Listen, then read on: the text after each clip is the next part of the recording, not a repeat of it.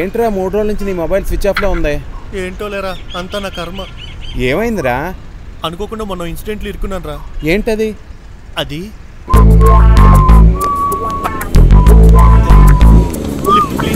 ఎక్కడికి వెళ్ళాలి? పోతున్నారా? కూర్చో, సరిగ్గా కూర్చో.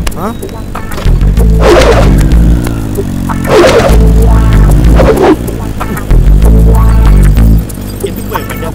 ఏం లేదు, కాసేపు నువ్వు డ్రైవ్ చేస్తావా? డ్రైవింగ్ అంటే పిచ్చిస్తున్నాడు.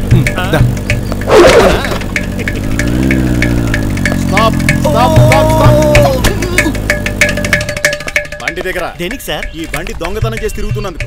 ఈ బండి నాది కాదు సార్, అది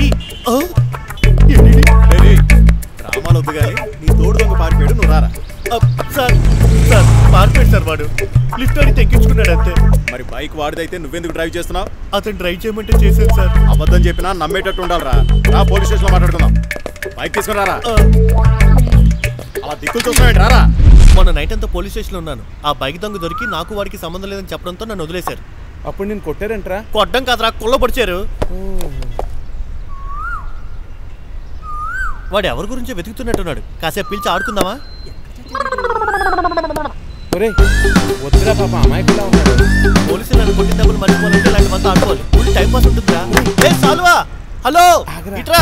హలో మిమ్మల్ని రండి.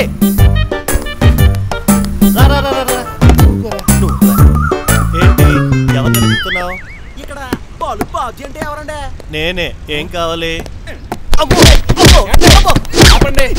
ఏంటి అలా కొడుతున్నారండి? ఏమనండి, రోజు మా ఆవిడకి ఫోన్ చేసి ఇక్కడ అంటున్నాడండి. మీకు విషయం చెప్పనా?